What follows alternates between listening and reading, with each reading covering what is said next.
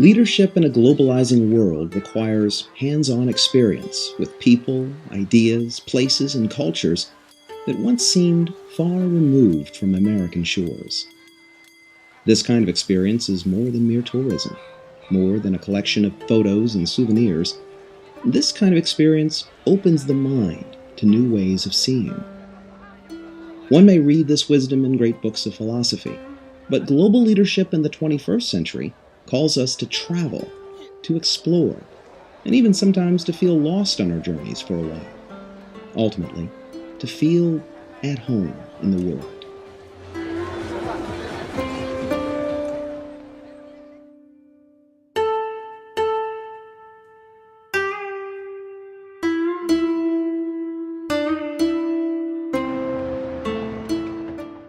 Here at San Jose State University, an academic home to about 30,000 students, that global wisdom is critical, especially since this campus is an engine for Silicon Valley innovation. That's one reason why San Jose State University's Charles W. Davidson College of Engineering launched the Global Technology Initiative to connect Silicon Valley students with hands-on learning opportunities across the Pacific Rim. By interfacing with leaders, and it serves two purposes. One is to humanize leaders. They will say, okay, these leaders, they are very warm, and also we get to know their life stories. So their stories become inspiring to them. And so the other purpose is to say, hey, if I work hard, and if I'm smart and intentional in what I do, I can be one of them one day. GTI began in 2003 with an idea and a $1 million endowment to fund an all-expenses-paid 2-week student study tour, a chance to visit a country taking the lead in technological innovation and demonstrating global leadership.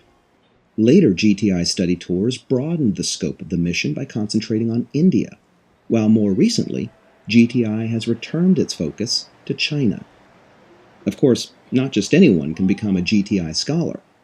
These students, mostly engineers, but also representatives from other SJSU colleges, are competitively selected and then admitted to a semester-long course in preparation for their journeys. In their classes, they learn about the history and culture of the countries they will visit.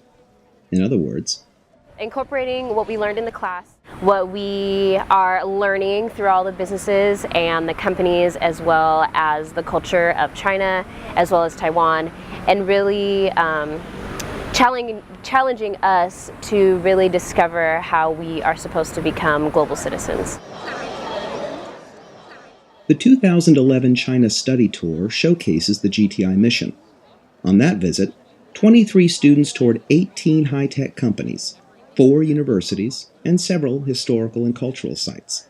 They traveled to 7 cities, including Beijing, Shanghai, and Taipei, and they experienced global leadership firsthand.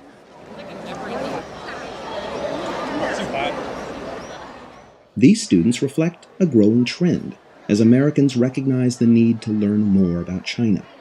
China, after all, is the world's most populous nation, with over 1.3 billion people. Moreover, China will add the equivalent of the U.S. population to its cities over the next 20 years.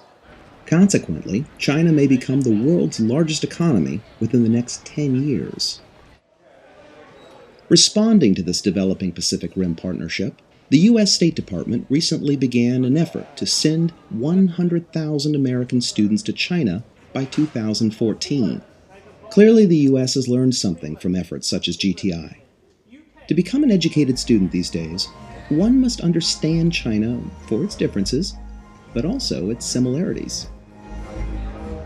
There are things that would strike people as very odd and things that are incredibly familiar to them. A lot of the systems that are set up, the way that things get done here, are very, very much the same. Don't fixate on things that the business books will tell you about how the abiding importance of guanxi, this mysterious concept of relationship. I mean, it's like anywhere in the world, maybe a little more pronounced in China, but it's not too much different than the old boy network or your networks of friends. People tell you about Chinese concepts of face and things like that. But so I mean, along with your black and white visions, leave the art of war at home. You probably don't need to pack that either. The 2011 trip included visits to China-based companies such as Baidu and Alibaba, where students talked with leaders in the emerging web-based economy. They also toured Chinese facilities at IBM, Oracle, Agilent, and HP, seeing how American-based companies are building new markets across the Pacific while challenging some of their own assumptions. I thought that came out when we visited the Agilent Technologies company, because I didn't even know that they did electrical power supplies that electrical engineering used to use, but some of the electrical engineers and computer engineers didn't know that they developed a lot of scientific equipment for chemistry. So we were all, I guess, brought together in that company. We all had a lot of our interests were there as far as what they are developing and designing. SJSU students also visited schools such as Tsinghua University in Beijing and National Central University in Taipei, forging personal connections and future professional collaborations. A highlight of the trip was the tour of the Taipower nuclear power plant in Keelung, an opportunity for students to see for themselves how nuclear power is generated.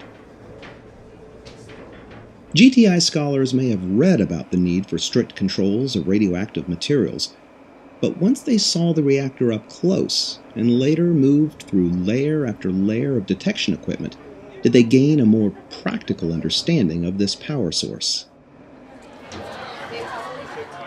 GTI scholars explored a rich array of China's cultural sites too, learning from experienced guides and taking time to talk with local people. Those moments, more than most, revealed opportunities to develop a philosophy of global leadership. Try things and talk to people and sit with other people that aren't in your group and smile at all the cute kids and I don't know, just be open, and I think our group has been pretty good with that, but I would say, you know, the more the better. Be pleasant and open, because we are ambassadors. We're ambassadors for our university, we're ambassadors for our country, and so that's an honor, and it's a privilege. As part of that privilege, GTI scholars climbed the steep steps of the Great Wall, gazing over a green vista that marks a frontier between China's past focus on interior security and future orientation toward global engagement. Students toured cultural landmarks such as the Forbidden City, Tiananmen Square, and the Temple of Heaven, marveling at a gathering of retirees who regularly congregate here to share their love of music and camaraderie. They wandered the grand pedestrian markets of Beijing and Shanghai, joining the crowds and looking for bargains. And they savored the sights, the sounds, and the tastes of Chinese urban life, sampling Peking duck in Beijing, beggar's chicken in Hangzhou, and dumplings in Taipei. For 2 weeks, on planes, buses, shuttles, and on foot, SJSU students did more than just visit China. They added China to the stories of their lives, and they returned with ideas and ambitions to put their lessons on global leadership to work.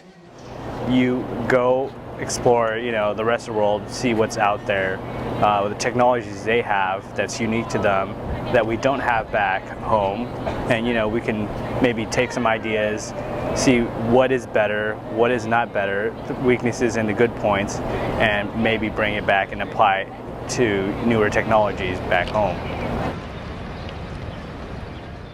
Once viewed as a rural nation, China has taken its place as a world leader.